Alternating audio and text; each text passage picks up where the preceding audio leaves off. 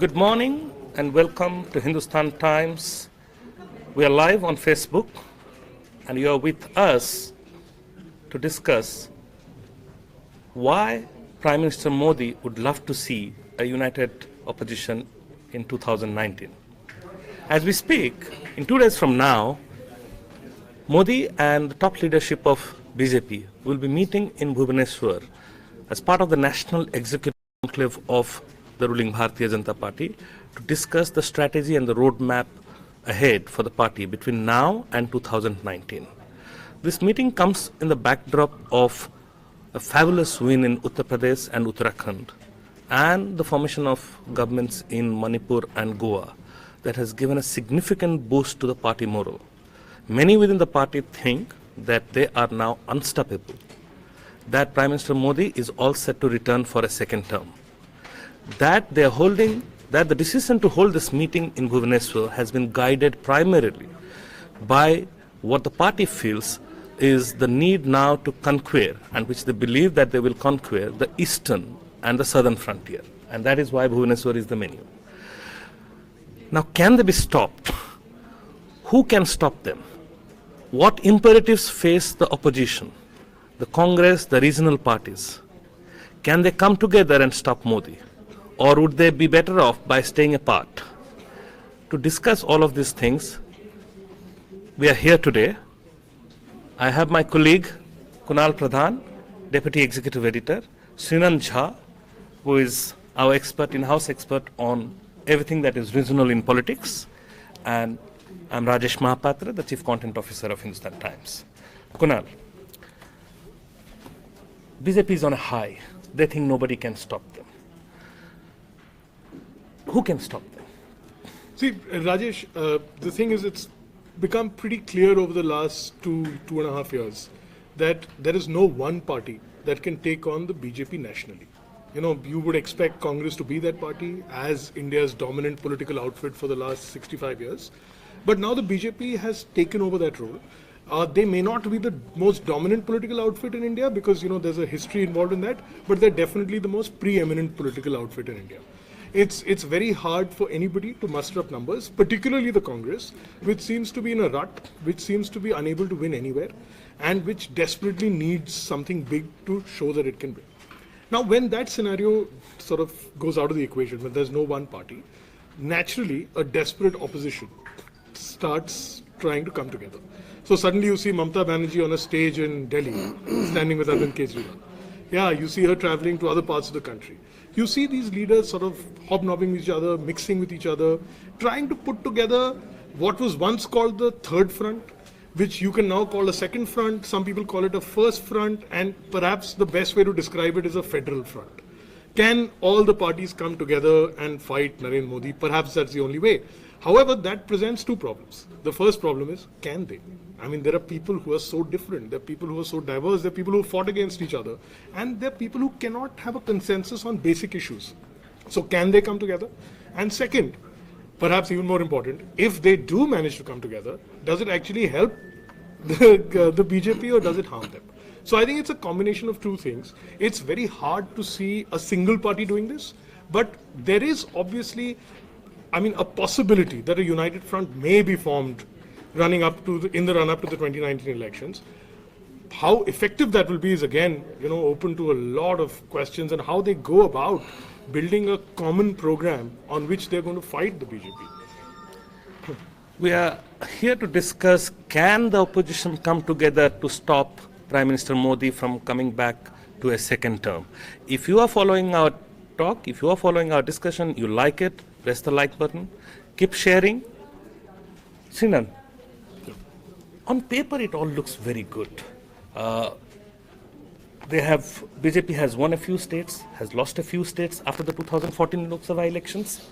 But if you look at the vote share, it pretty much remains by and large at a pan-India level, pretty much the same, and it's pretty much split. A third is with BJP, a third, a little less than a third, a quarter is with Congress, and about a third is still with the regional parties, okay? Split on either side of it, but very few on the India side. A large number of them are still either they are not allied to any major party, or some are avoidly. Now, on paper, it looks very good that the numbers are there. The vote shares are not something where BJP can have a runaway win. Yet, what is it that at a perception level gives people the sense that BJP at this point in time seems unstoppable? Well, there is no doubt that the BJP is in a very commanding position at the center and in the states. But these and the regional parties are totally decimated, demoralized, in a state of panic. Having said that, the regional parties, every 7 to 10 years, they have a tendency to come back to power. They have not been able to provide stable governments, but they have come back every time after 7 years or 10 years. So whenever they have come together in 67 or 77 or 89, 90 or 98, they have been, so in a country as vast, as complex as India, to rule out the possibility of a resurgence of regional parties, in my view, would not be totally appropriate. There have been very powerful governments at the center. Narendra Modi government has been in power for 3 years. Now, 3 years in the history of a nation is too small a period to judge whether, it can have a complete run for the next. Very true. In politics, anything can happen, and 2 years is still a long time. Things change in 6 months. Who knew that in about 2015, after the Delhi win by Arvind Kejriwal, after the Bihar win, people had started talking about Soot Butka Sarkar. People had started talking that Rahul Gandhi is gaining popularity, that the Congress is sort of getting its act together, and suddenly then comes Assam, and things sort of get messed up, and the tide turns, and then comes the avalanche in the form of the UP mandate, and then everything changes. So in politics, things can change even overnight. Having said that, I see a few imponderables, and there are certain things in politics that you cannot take out, and especially when it comes to winning and fighting elections. Winning and fighting elections are always very critically dependent on the momentum that you are building up. And these momentum move from one election to another election. If you have a series of wins, the party morale goes down. Everything starts to bicker. If you are going to, series of defeats. If the reverse happens when there is a series of wins, you kind of start believing that, nothing can stop you. Now, between now and 2019, unfortunately for the regional parties, we have the states. There is not a single state that is where there is a regional party play. It's all between Congress and BJP largely. Largely it's a bipolar contest, be it Karnataka, be it Rajasthan, Madhya Pradesh, Chhattisgarh, all of these states that go into polls between now and 2019, there is not a single regional party play in any of these states. So when you go into 2019 elections, there is nothing that a regional party has won in the last 3 years. Okay, so that to me seems as a big imponderable from the standpoint of building the political momentum around regional parties. The second area where I think, to me looks like, is that there are too many contradictions and conflicts between the regional parties. And in Uttar Pradesh, we have Akhilesh Yadav is still trying to overcome the impact of the defeat that they have suffered, and nothing is making it worse is actually the festering family dispute, which is ripe with rumors every now and then that the SP could be headed to split. So, who does a combined front talk to in SP, Akhilesh or Mulayam? You go to Bihar, you have the same imponderable. Who do we talk to, Nitish or Lalu? You have Mamta in Bengal, then do you talk to Mamta, do you talk to left? And these imponderables are sort of kind of cutting across the pan-India political landscape. How realistic or how possible is it that these guys would actually be able to resolve these differences? See, I think when you get desperate in politics, you sort of take steps that you thought that were not possible, and you bridge certain gaps, you come together because you just have to. You realize that it's a matter of your survival. Rajesh, I think the most important victory that the BJP has had, perhaps even more important than 2014, has been the UP election for one particular reason. That after the 2014 elections, every state election that BJP went to, where there was a direct fight with the Congress, they swept them aside. So it became like, in a fight between Congress and BJP, the BJP is in a position of preeminence, it is going to defeat the Congress. However, wherever it went where there was a regional power, the regional power repelled it. So Mamta won in Bengal. Nitish and Lalu came together as the Mahagathbandhan and won in Bihar. Arvind Kejriwal came in Delhi and swept the elections. So, this narrative started developing that while the BJP is going to defeat the Congress, because that's how we are placed right now, because, of the legacy of the last 10 years, etc., Modi's rise, wherever there's a strong regional party, that regional party is going to be able to repel the BJP. So wherever there's a three-cornered contest, the BJP loses out because the regional party is strong. Now UP, which has been the bastion of regional parties for the last 20 years, was supposed to be the one state that was to take this argument, this narrative forward. And all the regional parties were actually hoping that in UP, it's going to be either Akhilesh, Mulayam Samajwadi Party, or perhaps, a year ago, even Mayawati's BSP is going to make a comeback so that they're going to get an anchor. UP is the state that sends 80 members to the Lok Sabha. It is the state that, has sort of a prime minister from UP has ruled India for majority of its years. And there was this narrative that UP, so what has happened is, by sweeping UP the way it has, the BJP has struck an arrow right into the heart of regional politics. Yeah. They have said that, even regional parties we can take on and we can defeat. And the Congress got, Punjab in return for that. But basically, in Punjab, the BJP was actually fighting as a add-on to the Akalis. Yeah. There was anti-incumbency, and the credit for Punjab has actually really not gone to the Congress. It has gone to Captain Amrinder Singh. Nobody is looking at it really as a Congress revival, and which puts the regional parties in a strange problem. How do they come together? Because to come together from different regions, they need a glue that can keep it together. Absolutely. Is there a glue now? Hold on that point of the glue. We are discussing, can the opposition come together to stop BJP from returning to its second term in 2019? If you are watching this and if you are liking this, press the like button. Do share it. I have with me Kunal Pradhan, our Deputy Executive Editor, Sinan Jha, a seasoned political journalist who tracks regional parties, and I am Rajesh Mahapatra. Sinan, Kunal talked about the glue that you need to hold them together. In the past, the left has played a very key role in bringing front politics together, bringing parties together. In the aftermath of UPA, the success of UPA pushed Congress also then to try and become the glue. We saw a bit of that attempt being played out in Bihar. We have seen that in the past 3 years in terms of, on the floor of the parliament. But somehow, neither the Congress nor the left are in a position today because their own house is set on fire. How effective can they be actually in bringing this together? And if they are not there to bring the regional parties together, who else could play that role? I would say it's a question of necessity, of survival, of political survival. If the Congress is in a bad shape, so are the regional parties. The other parties are not in a terrific state by themselves. So I guess at the moment the Congress will have to play the anchor. They'll have to, because they, after all said and done, they still have a all India presence. They have a national footprints, and they have a national perspective on issues. We don't see very much the regional parties talking about national issues, for example. The Kashmir has been burning, but none of the regional parties have a view on that. They are mostly involved with their own ego issues or their own fighting their own political turf in their states.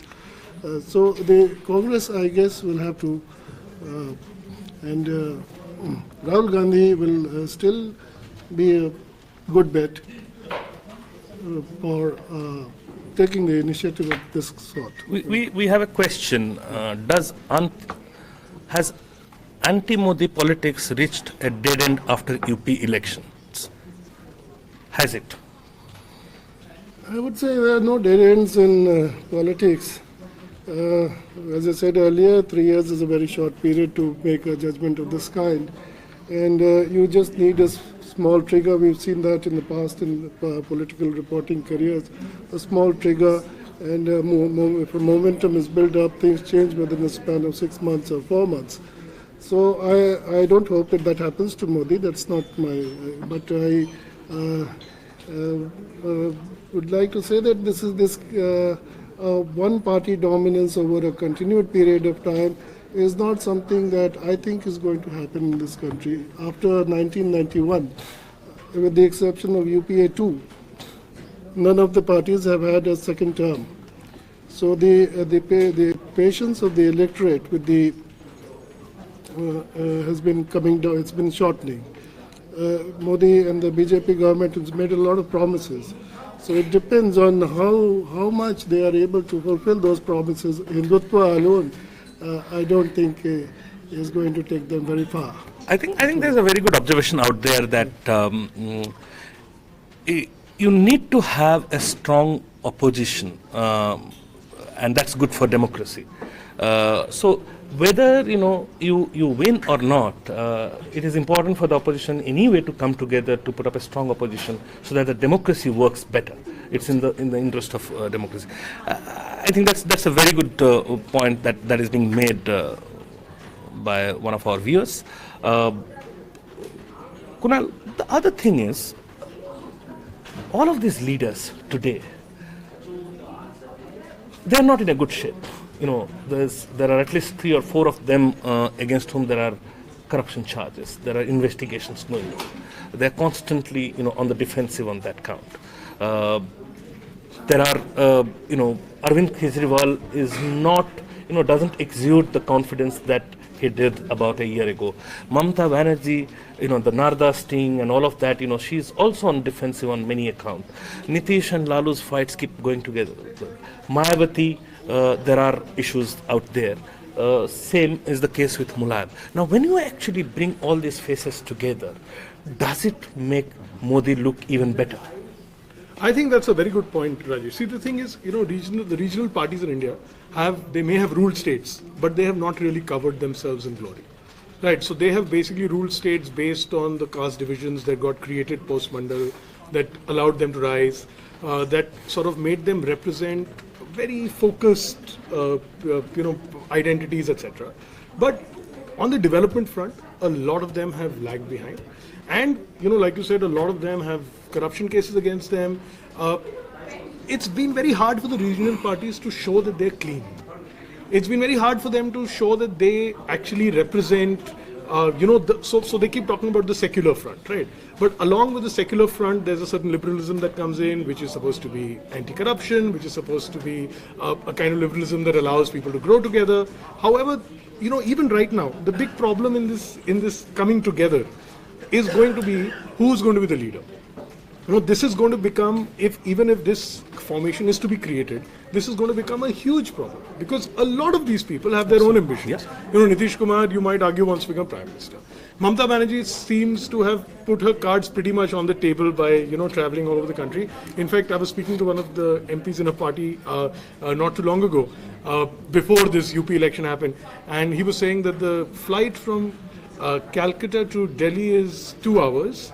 And with good winds, and with the good headwind, it becomes 1 hour 45 minutes. So you know what I'm saying. So basically, it was pretty clear what the intention was.